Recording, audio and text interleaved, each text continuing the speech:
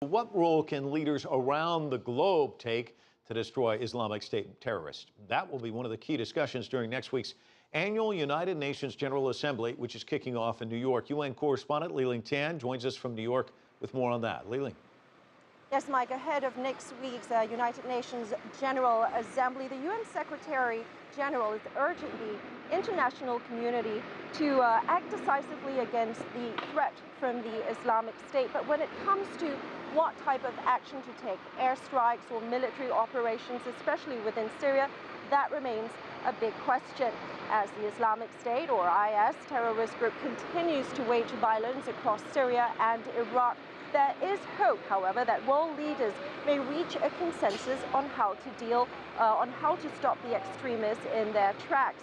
Now, the Secretary General said to the press this session that he welcomes the growing consensus among the international community to act against this threat to global and regional peace and security, and that, of course, will be one of the top agenda, one of the key focus during the General Assembly debates amidst a multitude of other crises now plaguing the world. Have a listen. The world is facing multiple crises. Each has its own dynamics and requires its own approach, but all have featured atrocious attacks on civilians, including children.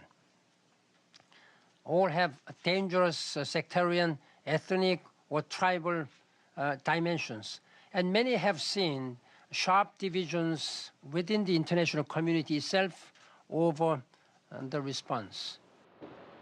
Now, the Islamic State's violent tactics include the beheadings of British and American nationals that have drawn widespread condemnation from all around the world and prompted urgent action among leaders converging in New York for the UN General Assembly. And it will be during a high-level Security Council session to be chaired by the U.S. President Barack Obama that the U.S. is expected to push for a resolution to clamp down on terrorism by limiting the recruitment and travel of foreign fighters.